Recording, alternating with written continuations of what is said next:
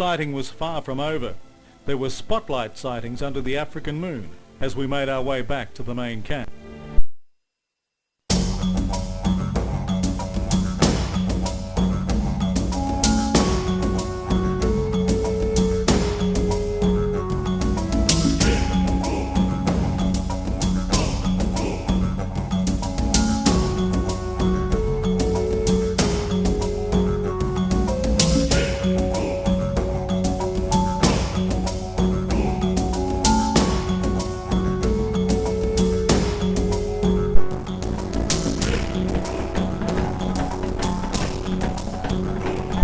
To the music of the Shangaan women, we awaited our dinner, a serving of venison accompanied by some outstanding South African wines.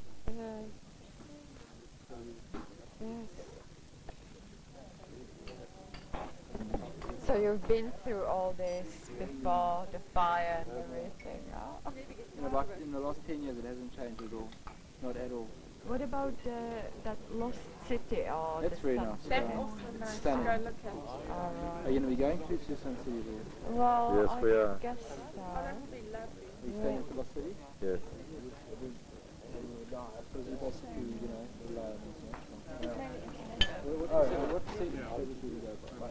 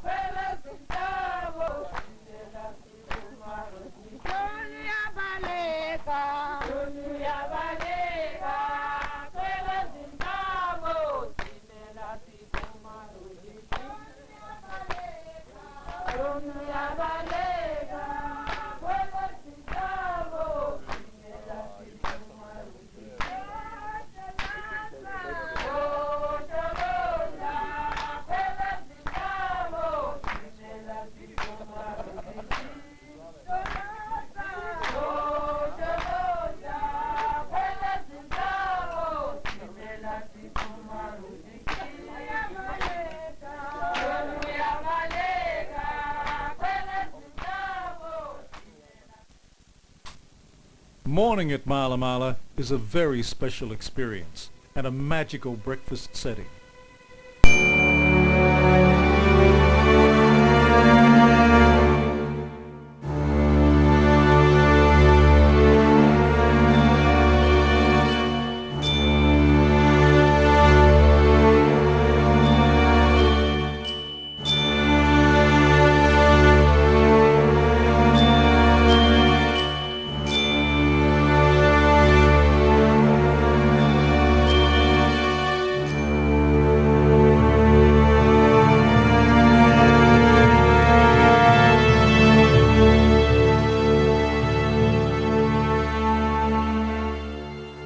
Soon it was time to head towards the local aerodrome for our flight back to Johannesburg.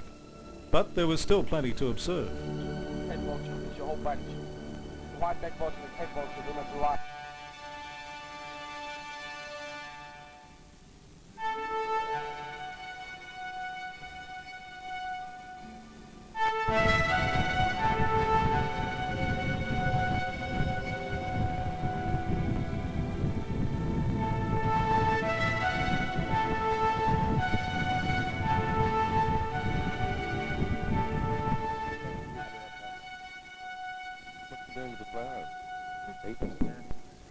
What type of monkey, huh? Blue velvet monkey.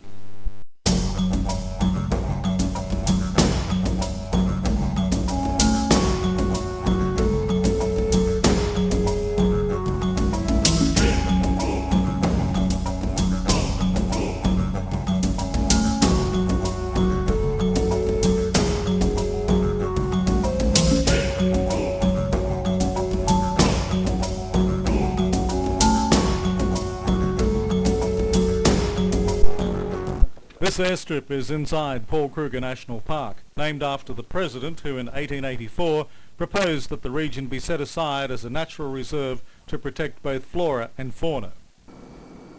Although Cape Town was beckoning as our next destination, it was difficult to leave this rugged landscape and its magnificent wildlife.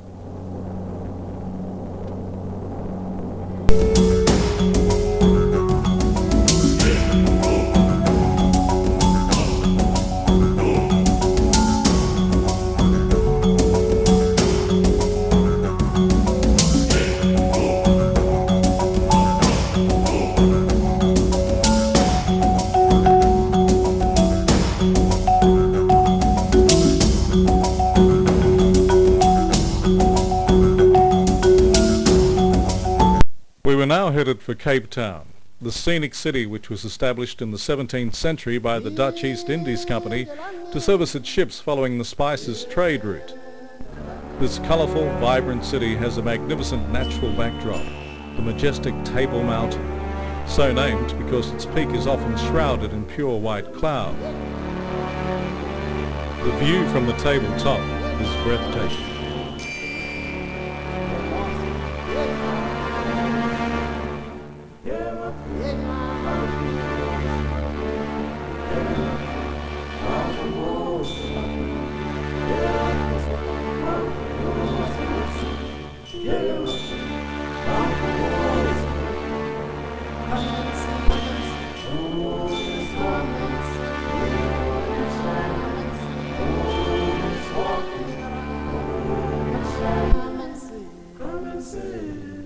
Looking down from a point at about 3,500 feet or 1,067 meters at the highest point of the cableway, you just get an absolute perfect vista of a wonderful city view of Cape Town itself. And across to the west there's Devil's Peak, and across to the east is a point called Lion's Head, another dramatic spire which shoots up above the coastal strip. Looking down on Cape Town itself, there are the high-rise buildings, the skyscrapers, and travelling around about 4,000 feet along that length of cable as we descend slowly down to the cableway station now. Cape Town attracts tourists to its city life, its botanical gardens, and the jazz bands that perform on the street and in its popular wharf area.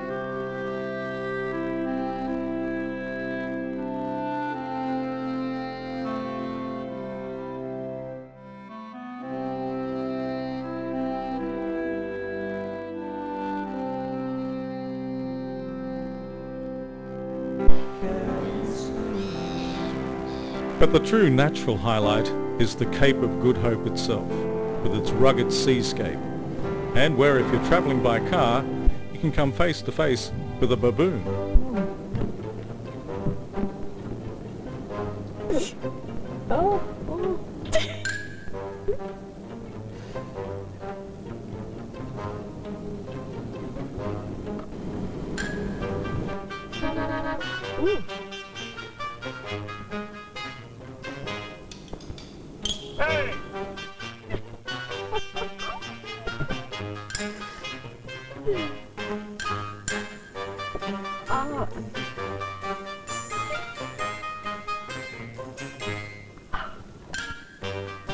You want this? Excuse me? You want this? What am I supposed to do? We're going now. Bye. Bye. No, I'm going to it. He's not worried about that man in the room, mate.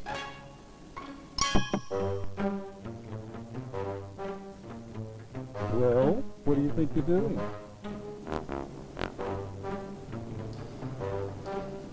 Some mandarin? Oh.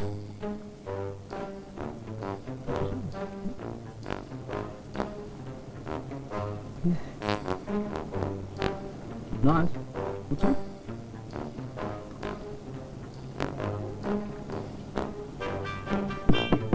Hop down and I'll give you some. Hop down and I'll give you some. Doesn't speak English. How do you say shoe in Afrikaans? We're going.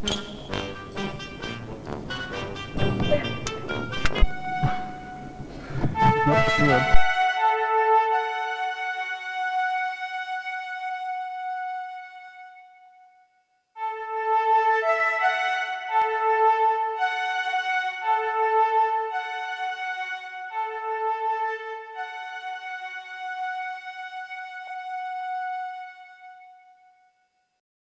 Worthwhile side trips from Cape Town include the Paarl wine region, Franschhoek, established by the Huguenots fleeing from religious persecution in France, and the university town of Stellenbosch. It's about an hour's drive along a modern freeway to the north of Cape Town, and of course in the famous wine district of Paarl it's situated. It's a beautiful property. It's called Rogeland's. The owner is with me now, Topsy Venter, and just looking at this magnificent property, Topsy, I can see that it's all done in the Cape Dutch colonial style, beautiful white farmhouse buildings, white and green I should say, because the windows are heavily timbered, as are the doors in the old farmhouse style of split doors. That's quite correct, but as you see, the outside of the doors and the shutters are painted because of the rains. We've winter rainfall area, and the rains really pound the doors, so they painted them. This is a wonderful holiday idea. Of course, it's true farmhouse property, but inside you've also retained the period, beautifully furnished in colonial fittings. Yes, this house has an amazing amount of yellow wood timber in it. The floors, the ceilings, the doors, the window frames are all intact as they were 300 years ago. And we look after it, of course, very well. The furniture inside is very much the same timber, all yellow wood. It being a softwood, the legs must always be in stinkwood. We have eight rooms. They all look out onto the Drakenstein Mountains. Now those Drakenstein Mountains are enormous behind us, and I believe the Draken of that is dragon, is it? The dragon, yes. It was very frightening when you came from Europe sort of 350 years ago and were confronted not only by Table Mountain, which actually looks quite gently because it has a tablecloth on every now and again. But coming upstream, you have this rather imposing mountain and very difficult to cross. And this is why they thought it was the dragon guarding the hinterland.